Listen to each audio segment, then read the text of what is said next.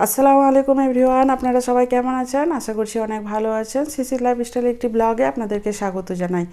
এখন রাত্রি 12:40 বাজে। এখন আমি ভয়েস ওভার করছি। ভিডিওটা অনেক আগেই বানানো হয়েছে, কিন্তু ভয়েস ওভার করার আমি খুব একটা সময় পাইনি। আর এই যে সবজি টবজি নিয়ে এখন বসে গেছি, একটু কাটাকাটি করব আর আপনাদের সাথেও গল্প হবে। কিন্তু যখন আমি কাজ করছিলাম তখন আমি আমার হাজব্যান্ড দুজনে মিলে গল্প করতে করতে কাজ করছি। আর এইদিকে ওকে আমি লঙ্কার বোটাগুলো ছাড়াতে বলেছি, কারণ লঙ্কাতে আমার খুব প্রবলেম হয়। লঙ্কা ঘাটাঘাটি করলে পরে হাত খুব জ্বালা করে।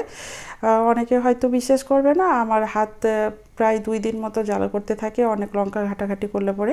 সেই জন্য ও বলছে যে তুমি এই সবজিগুলো কাটাকাটি করো, আমি লঙ্কাগুলোর বোটাগুলো ছাড়িয়ে দিচ্ছি। আর সবথেকে বড় কথা হলো এখন একদম শান্ত পরিবেশ। আমার মেয়েকে মিস পড়াতে এসেছে, ও এখন পড়াশোনা করছে। আর এদিকে আমরা কাজগুলোকে এগিয়ে নিচ্ছি।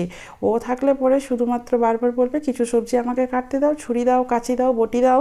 ওর কাছে যা ওর খেলনা প্লাস্টিকের ছুরি, কাঁচি, বটি রয়েছে সেইগুলো দিয়ে ও কিন্তু কাটাকাটি করবে না, কারণ ও বুঝে গেছে এগুলো সব প্লাস্টিকের জিনিস, এইসব দিয়ে এই সবজিগুলো কাটা যাবে না। যেগুলো আমার কাছে রয়েছে, যেগুলো দিয়ে আমি সচরাচর কাজ করি, সেইগুলো জিনিস নিয়ে একদম টানাটানি করে আর একদম বদমাইশি করে। বাড়িতে বাচ্চা থাকলে বুঝতেই পারছেন কীরকম একটু সমস্যা তৈরি করবে কাজের সময়। আর এদিকে ভয় লাগে কোথায় হাত ফাত না কেটে কুটে দেয়। তো যাই হোক, এদিকে আমার চাল কুমড়োটা কাটা হয়ে গেছে, বাটির থেকে একটু বেশি পরিমাণ হয়ে গেছে। সেই জন্য আমার হাজব্যান্ড বারবার হাত দিয়ে অ্যাডজাস্ট করার চেষ্টা করছে যাতে ভালোভাবে এগুলো লেগে যায়। আর যে এমনি এইরকমই কিন্তু কন্টেনারে সব কিছু সবজি টবজি কেটে রাখলে পরে প্রায় 1 সপ্তাহ বা তারও বেশি খুব ভালো হয়ে থেকে যায়। আর যখন একদমই শীত পড়ে যায় খুব বেশি পরিমাণ, তখন তো 10-12 দিন কোনো কথাই না, একদমই কিচ্ছু হয় না।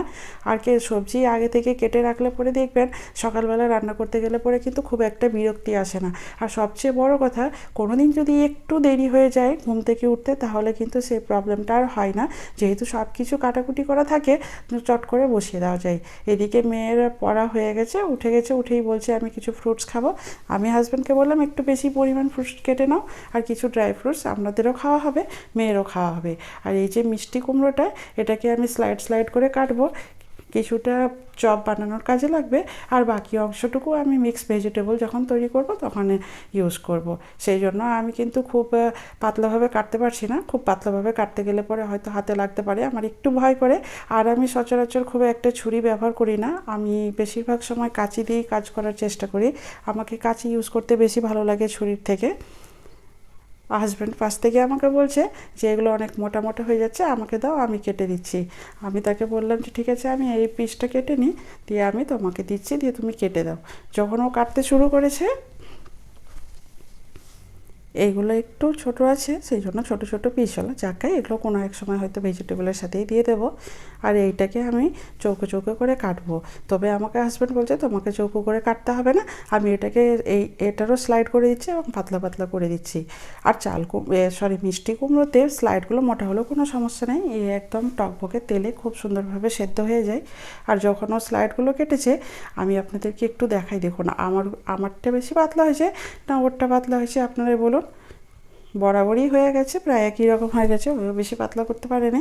যাকে যে বললাম টকবকে তেলে দিলে পরে কিন্তু এটা এমনিতেই সেদ্ধ হয়ে যায়, মোটা হওয়া বা পাতলা হওয়াটা মিষ্টি কুমড়োর কোনো ব্যাপারই না।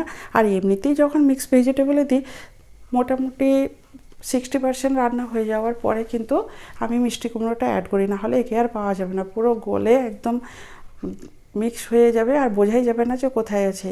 এই যে দেখুন কী সুন্দর করে হয়ে গেছে। এগুলো আমি ঢেকে রেখে দেবো। আমি যখনই এই সবজিগুলো কাটতে বসি, প্রায় আমি 4-5 দিন রান্না করা যাবে এরকম পরিমাণ কেটে নিই। আর খুব ভালোভাবে এরকম কন্টেনারে রেখে দিই। কন্টেনারের ঢাকনাটা আমি ভালোভাবে লাগাতে পারছি না, তাই হাত দিয়ে আবার ঠুকে ঠুকে মারছি। আর এই যে শাকটাও অনেকটা আছে, 2 দিন মতো রান্না হয়ে যাবে, সেই জন্য একটু বড় বাটিতে রেখেছি। এই সবগুলো এখন ফ্রিজে খুব সুন্দরভাবে গুছিয়ে রেখে দেবো। সব কাজগুলো হয়ে যাওয়ার পরে আমি এখানে একটু লিকার চা করবো, কারণ একটু আগে ফ্রুটস খেয়েছি সেই ভেজিটেবলগুলো কাটতে কাটতে, সেই জন্য এখন আর দুধ চা খাবো না। দুধ চা খেলে পরে কিন্তু প্রচণ্ড পরিমাণে অ্যাসিডিটি হবে। আমরা সকলেই জানি এমনিতেই ফ্রুটস খাওয়ার পরে কিন্তু দুধ চা খাওয়া যাবে না, সেই জন্য আমি লিকার চা বসিয়েছি। লিকার চায়ে আমি কিন্তু সুগার অ্যাড করি না, সুগার খুব একটা খাওয়া হয় না আমার চায়ে, সে লিকার চা হোক বা দুধ চা হোক। কোনো দিন শখ করে হয়তো এক একটা টাইম হয়তো খাওয়া হয়। আর এই চা পাতাগুলো ফুটে গেছে, এই চা পাতাগুলো দেওয়ার পরে বেশিক্ষণ ফোটালে পরে চাটা তেতো হয়ে যায়, খেতে খুব একটা ভালো লাগে না। জাস্ট একটু ফুটেছে, আমি নামিয়ে নিয়েছি। এখন আমি চাটাকে একটু ভালোভাবে ছেঁকে নেবো। চা পাতা সহ ঢেলে নিলে পরে কিছু একদমই আর খাওয়া যাবে না, এই একটু পরে 5 মিনিটের মধ্যে একদম কালো হয়ে যাবে।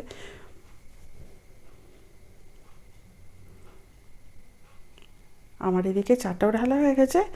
যেহেতু ফ্রুটস খেলাম, সেরকম বিস্কিট ফিস্কিট খাওয়ার ইচ্ছে করছে না খুব একটা। তাও দেখি যা রয়েছে একটু আমি কন্টেনারে দেখি কি রয়েছে। এই যে এই বিস্কিটটা খেতে আমার খুব ভালো লাগে, খুব পছন্দের আমার একটা বিস্কিট বা টোস্ট যেটাই বলতে পারেন। হাজব্যান্ডের জন্য একটা নিয়েছি, একটা আমি নিজের জন্য নিয়েছি, মেয়ে তো খাবে না। যাই হোক, আজকে এই পর্যন্তই। কে কীরকমভাবে কাজ করেন আর আমার ভিডিওটিকে কেমন লাগলো সেটা অবশ্যই কমেন্ট বক্সে জানাবেন। সবাই ভালো থাকবেন, সুস্থ থাকবেন, সাবধানে থাকবেন। আমার ভিডিওটিকে ভালো লাগলে চ্যানেলটিকে সাবস্ক্রাইব করে একটা লাইক, একটা কমেন্ট, একটা শেয়ার করে দেবেন।